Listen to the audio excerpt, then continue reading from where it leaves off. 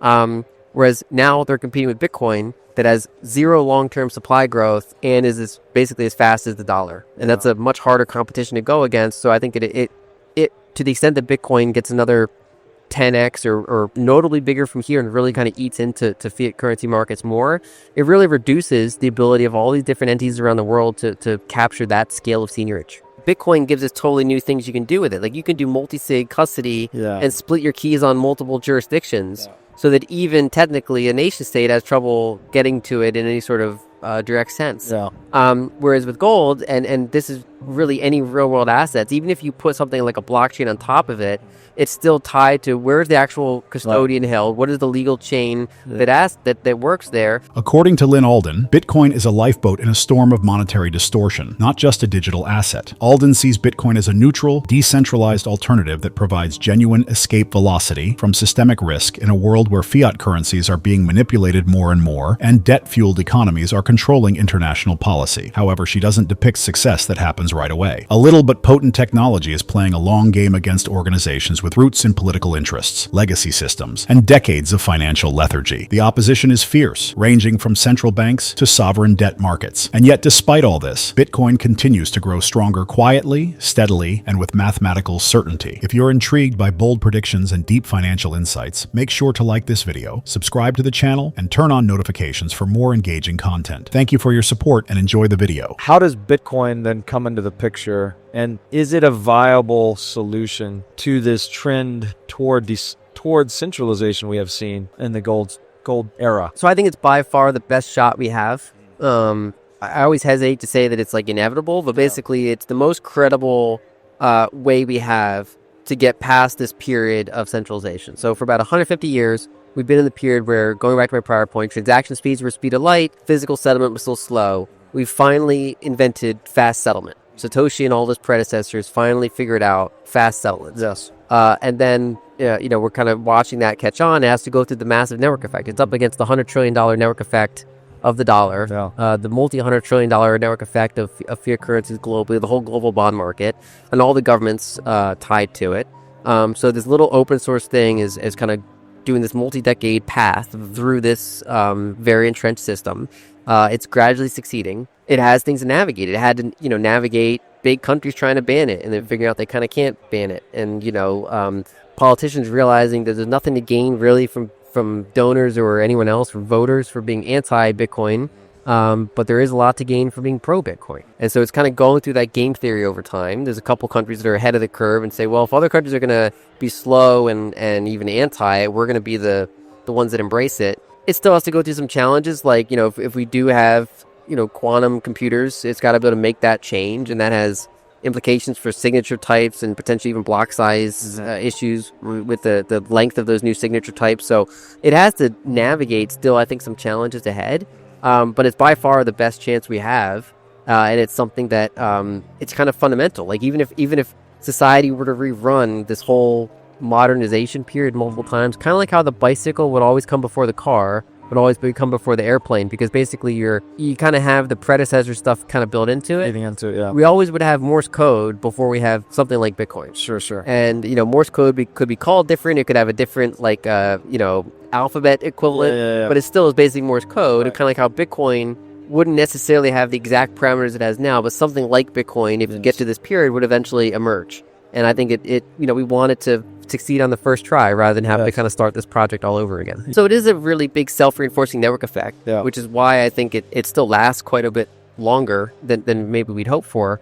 But at the end of the day, it's still funded by bond markets. Propaganda starts to kind of diminish when the bond market is obviously failing. This is happening now. Yeah, and different parts of the world at different speeds. But people eventually lose, faith in the thing that they were maybe previously had faith in, because when things seem reasonably stable, you're more likely to believe things that are not true, that are kind of shown to you. Yeah. Whereas when things around you are just not working well, you're more likely to question things. Yeah. I mean, that happened, the whole Cold War. If people got a taste of, if they were in one of the less free parts of the world and they got a taste of what the outside world looks like, it's well, wait a second, I don't seem like I'm on the winning side right now. For sure. Whereas if you didn't even know that outside world existed, how would you even know? Nothing to compare it against. Yeah, and so I think that as this plays out, that kind of self-referential microphone just gets weaker and weaker over time. And right now gold is kind of reasserting itself in the global central bank system. They're saying, look, I don't fully trust the dollar. Some of these countries are stacking gold. I think some of the smarter ones, usually smaller ones, some of the smarter ones are also stacking Bitcoin. And so around the margins, they can talk all they want about how the treasury market's safe, but they're increasingly, institutional investors that are like, this fiscal train's not going to stop anytime soon. And there are central bankers saying this is not going to stop anytime soon. So that trust can still erode over time, and it just takes a while. So, it starts with the assumption that Bitcoin gets massive and really starts to actually meaningfully displace currency and bond markets. That's basically the question. If you look at some of those older European maps, they'd be a lot more fractured than what it kind of consolidated into. And I think to some extent that kind of can reemerge in the sense that while governments will, in most cases, in most regions, still exist in various capacities, they have less of just a full control over everything. Like, for example, the full banking system is currently under every country's control. They can go around that. And they have a much harder prospect of raising capital.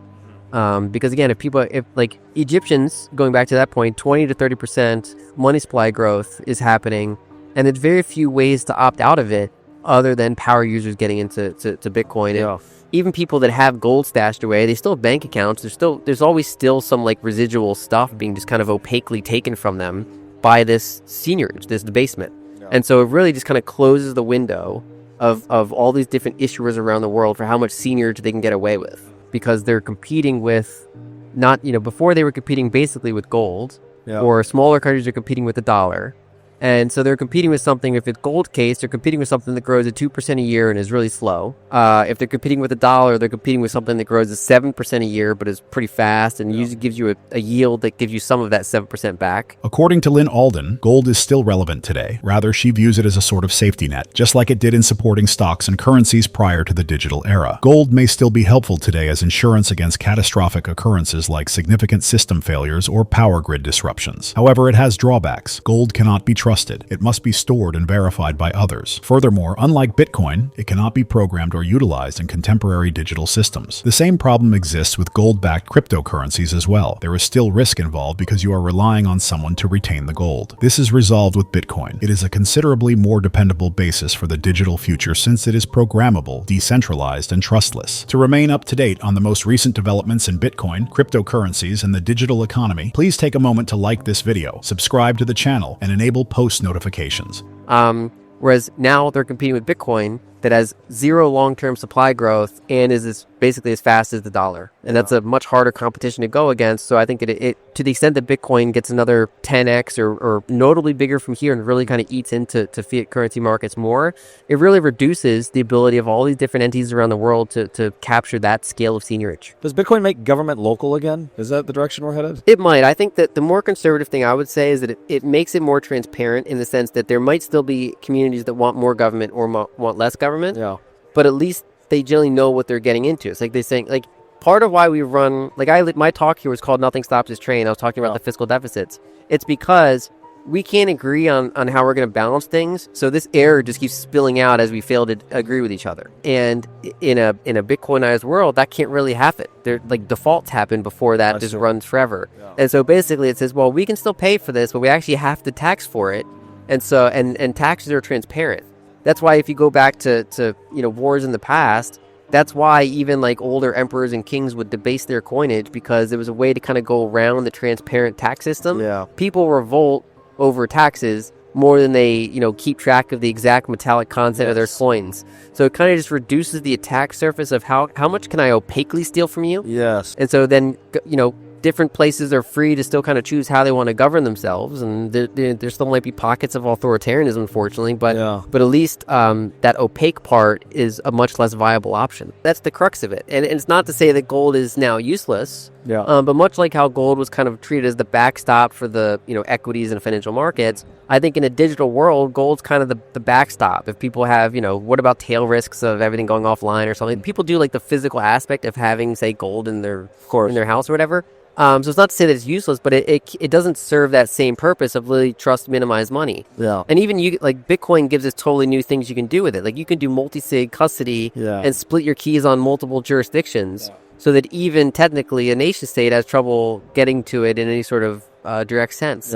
Whereas with gold, and this is really any real world assets. Even if you put something like a blockchain on top of it, it's still tied to where's the actual custodian held, what is the legal chain that works there. The Oracle problem, right? Yeah, and you know, like for example, and people often say, well, why can't you make like a gold-backed crypto? And it's like, well, they've existed for years. There are gold stable coins.